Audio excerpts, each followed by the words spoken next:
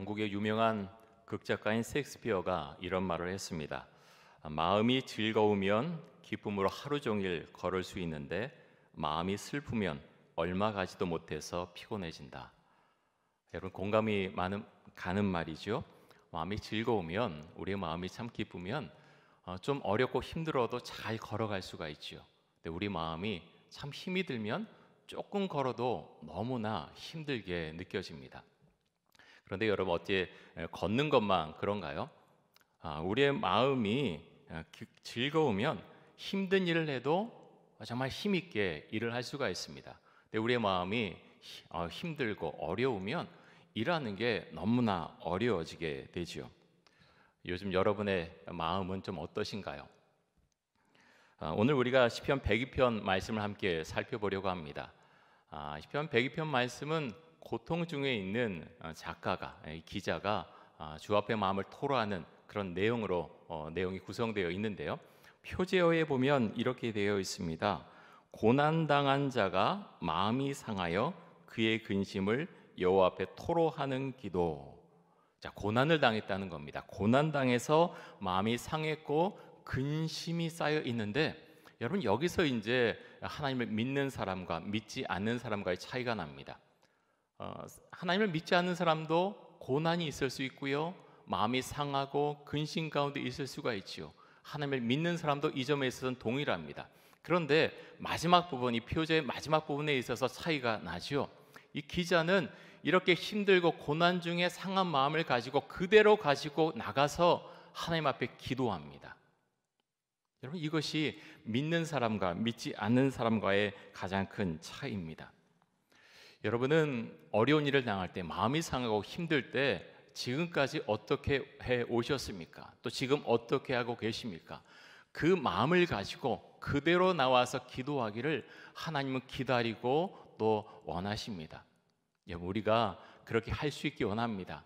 우리가 머리로는 그래야지 생각하지만 어려운 일이 닥쳤을 때 우리도 모르게 그렇게 하지 못할 수 있어요. 낙담 가운데 빠져 있을 수 있어요. 그럴 때마다 시편 말씀 특별히 많이 읽으시고, 이 말씀 가운데서 내가 무엇을 주 앞에 아뢰고 또 어떻게 해야 될 것인가, 이 가운데서 교훈과 또 은혜를 얻으실 수 있기를 바랍니다.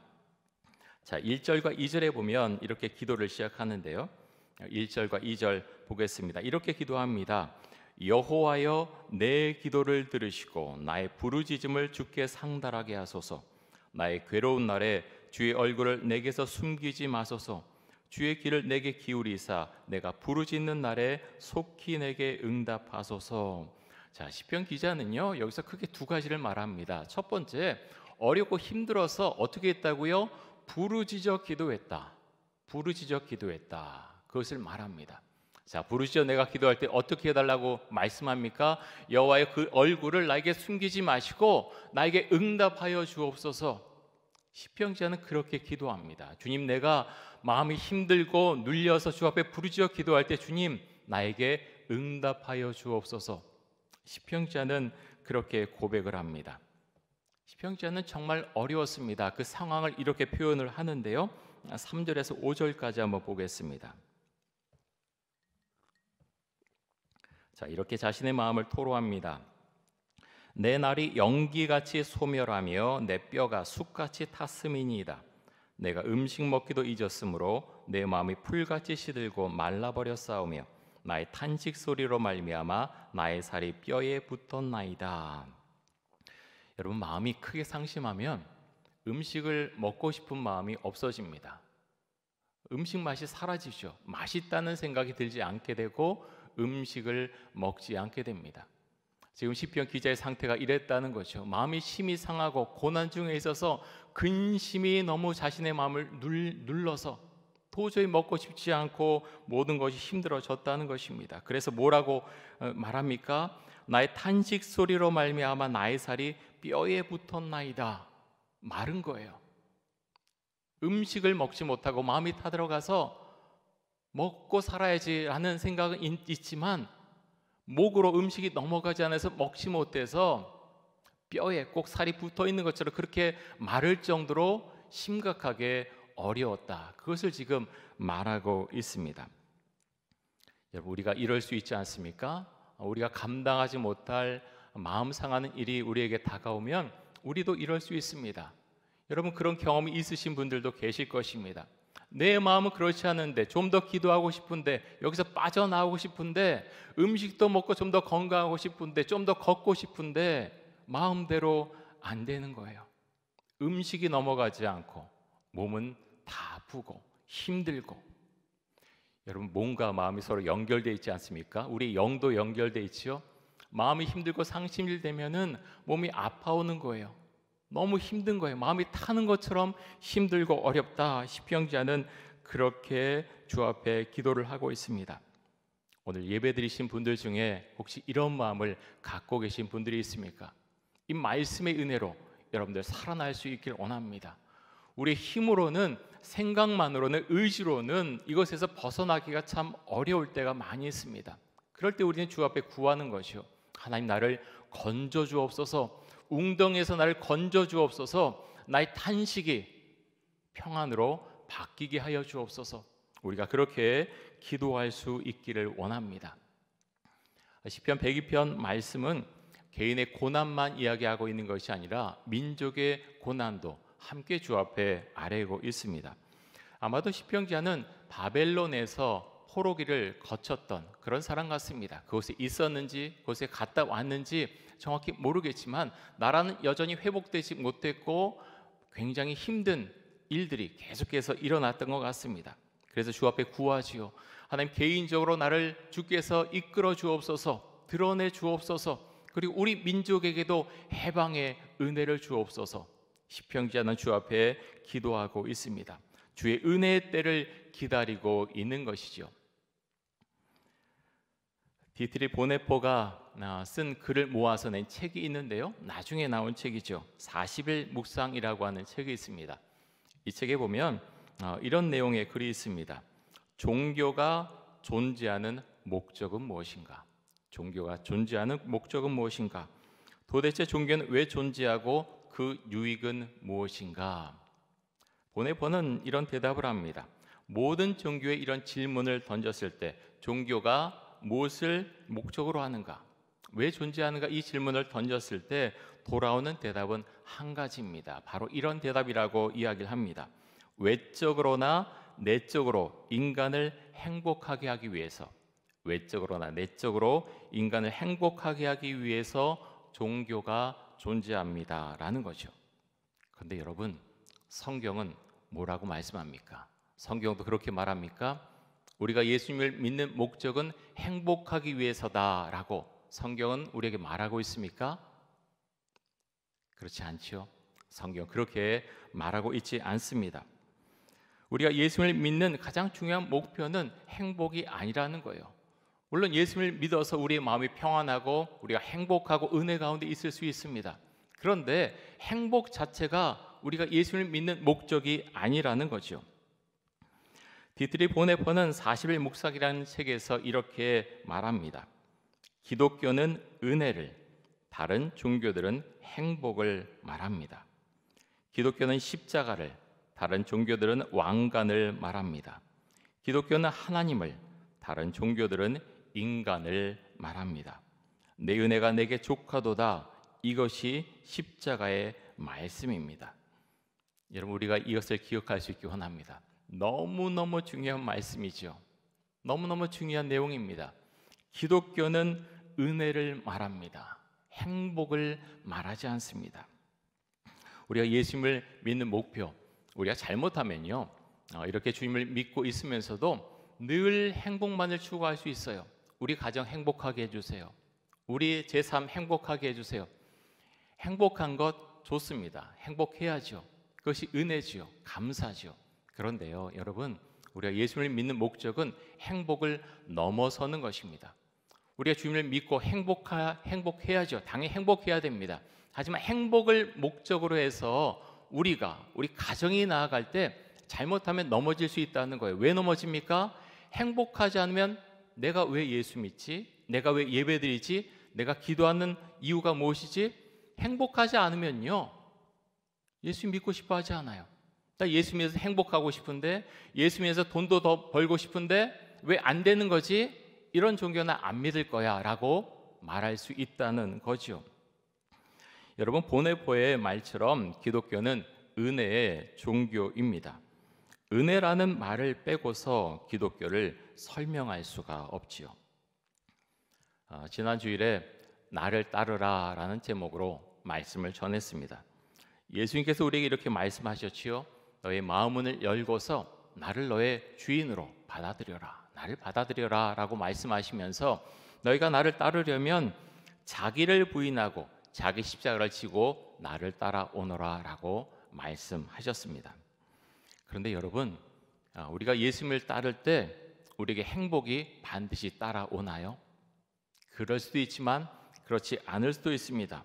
물론 우리가 예수님을 믿고 따라갈 때 평안과 기쁨이 옵니다. 하지만 예수님을 믿고 따라갈 때 우리가 원하는 행복이 오지 않고 고난과 아픔이 우리에게 다가올 수도 있다고 하는 것입니다. 여러분, 예수님의 제자들 생각해 볼까요? 예수님의 제자들이 예수님을 온전히 믿고서 예수님과 함께 예수님에게 훈련을 받고서 예수 그리스도의 십자가와 부활을 경험하고 나서 그들에게 무엇이 왔습니까? 재물이 오고 명예가 오고 권력이 왔습니까? 그렇지 않았지요. 예수님을 정말 믿고 예수님을 사랑하게 됐지만 그들은 복음을 전하면서 수많은 고난을 겪게 됩니다. 하나님께서 바울에게 많은 은혜를 주셨죠. 특별히 신유의 은사를 주셔서 많은 사람들의 병을 고치게 해주셨습니다. 그런데 하나님은 정작 바울 자신의 병은 고쳐주지 않으셨습니다. 그가 안질환을 겪고 있었는지 간질을 앓았는지 정확히 알 수는 없습니다. 하지만 병이 있어서 그는 고통 가운데 있었습니다. 그래서 그는 기도했지요. 근데 하나님은 들어주지 않으셨습니다. 여러분, 바울 사도가 그렇게 복음의 능력을 전하고 복음을 전할 때 어떤 사람들은 바울 사도를 향해서 비난했을 것입니다. 자신의 병 하나도 고치지 못한 사람이 무슨 사도냐, 이렇게 수군거리는 소리가 들렸을 것입니다. 그런데 이렇게 바울은 고백합니다. 고린도서 12장 8절에서 10절까지 한번 보겠습니다. 우리 말씀 우리 같이 한번 읽겠습니다. 이것이 내게서 떠나가게 하기 위하여 내가 3번 주께 간구하였더니 나에게 이르시기를 내 은혜가 내게 족하도다. 이는 내 능력이 약한 데서 온전하여짐이라 하신지라. 그러므로 도리어 크게 기뻐함으로 나의 여러 약한 것들에 대하여 자랑하리니 이는 그리스도의 능력이 내게 머물게 하려 함이라. 그러므로 내가 그리스도를 위하여 약한 것들과 능력과 궁핍과 박해와 공고를 기뻐하노니 이는 내가 약한 그때의 강함이라. 병을 앓고 계신 분들이 많이 있으시죠? 연세가 들어감에 따라서 병이 더 많이 생깁니다. 하나님께서 은혜 주셔서 그 병에서 벗어날 수 있기를 간절히 원합니다. 그런데 여러분, 우리가 기도하고 또 병원에 다니면서 치료를 해도 낫지 않을 때도 참 많이 있어요. 여러분 그렇지요? 그럴 때 여러분 이 말씀을 기억하고 이 말씀을 묵상하고 이 말씀을 가지고 기도할 수 있기를 원합니다. 여러분, 우리의 신앙이라고 하는 것 정말 병을 고쳐주시면 좋지만 그렇지 않을 때도 있지요. 그럴 때 여러분 어떻게 기도하시고 어떤 마음을 갖고 신앙생활을 하십니까?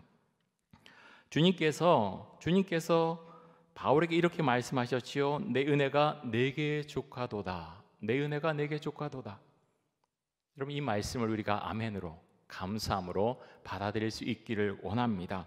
바울은 그렇게 고백합니다. 내가 약한 그때 강합니다. 여러분, 이것이 우리의 고백이 될 수 있기 원합니다. 우리 몸이 약할 때, 우리 마음이 무너질 때, 그래서 우리는 더 주님을 찾습니다. 그래서 주님을 더 의지하게 되고 주님과 함께 이 세상을 살아가게 됩니다. 그래서 여러분, 우리가 바울 같은 기도를 드리면 은혜의 세계로 나아가게 되는 것입니다.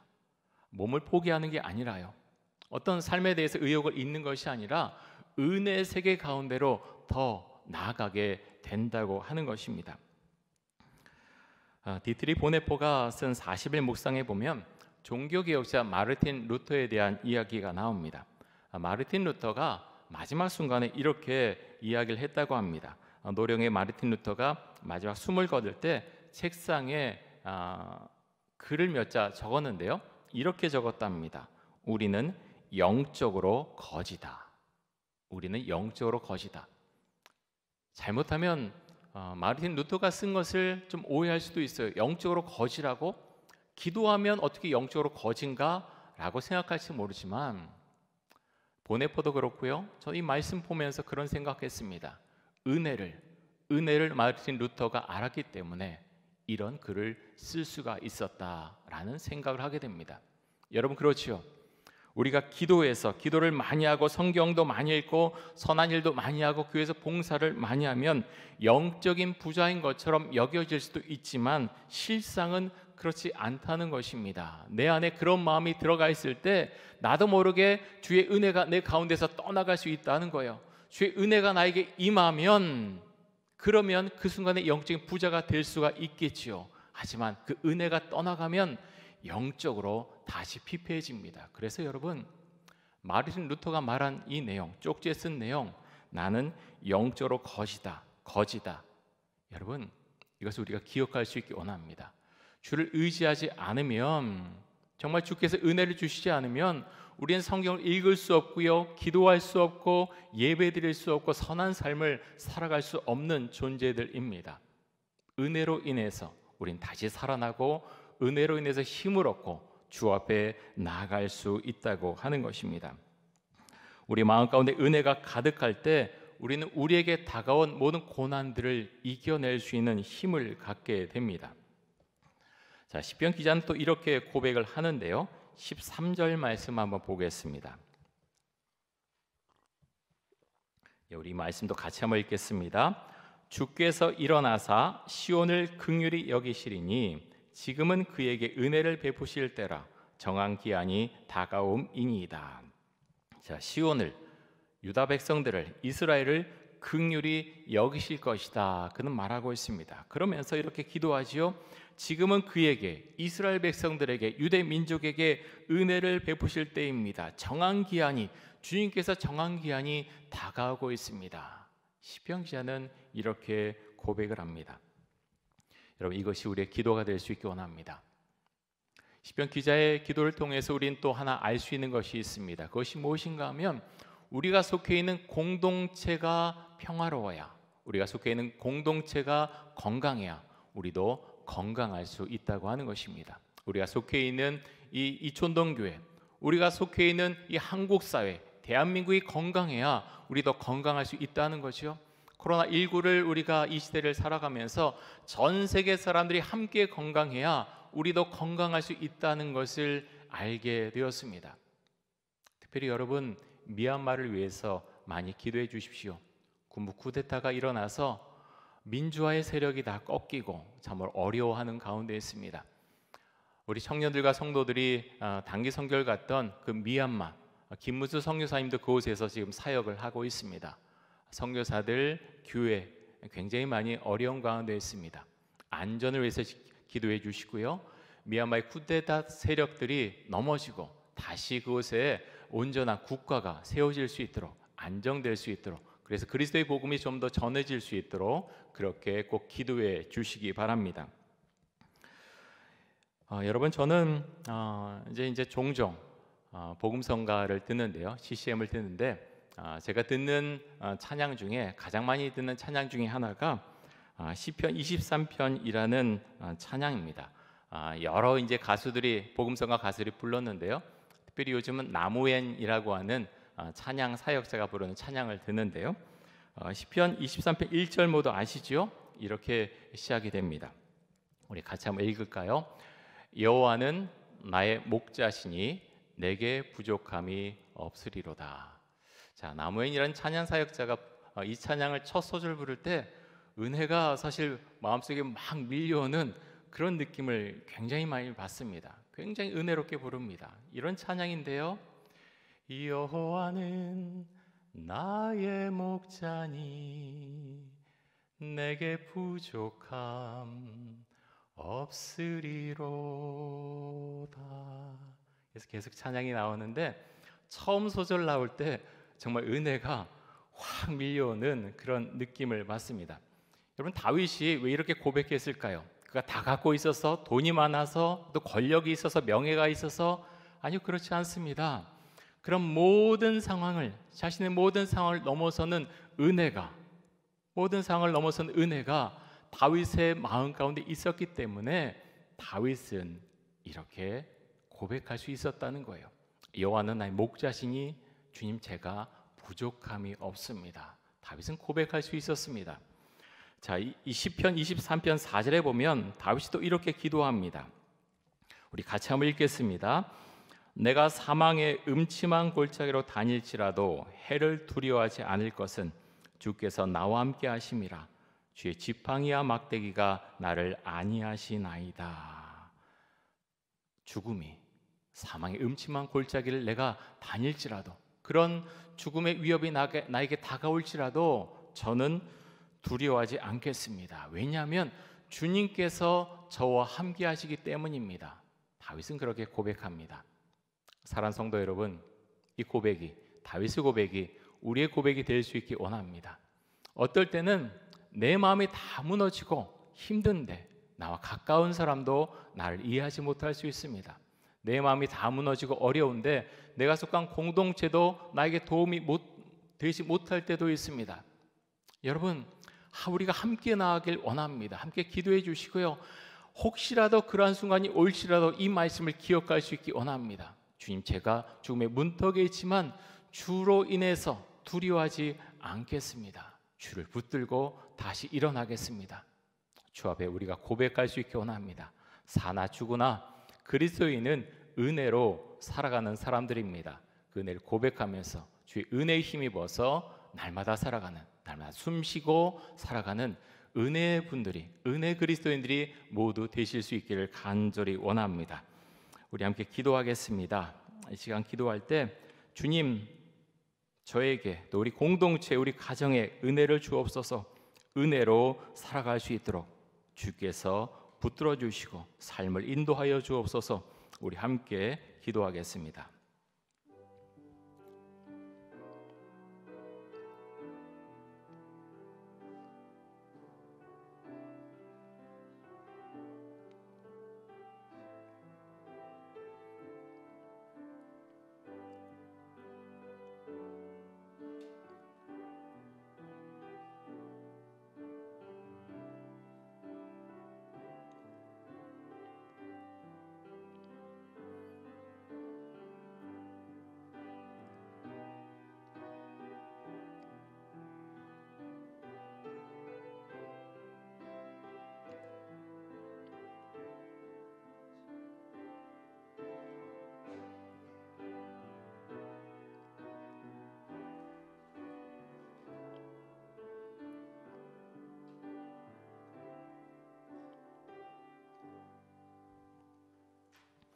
주님 감사합니다.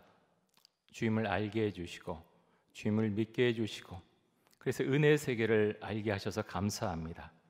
하나님, 우리는 때때로 넘어지고 마음 아파하고 힘들어하지만 그때마다 주의 은혜를 구합니다. 주님, 우리의 심령 가운데 임재하셔서 우리의 마음을 위로해 주시고 힘을 주시고 주를 힘입어서 우리가 그 은혜 가운데서 세상을 살아갈 수 있기를 간절히 원합니다. 우리 성도님들, 그 가정들, 우리 교회 주님 지켜주시고 주의 은혜 가운데 우리가 늘 살아갈 수 있도록 하여 주옵소서. 예수 그리스도의 이름으로 기도드립니다. 아멘.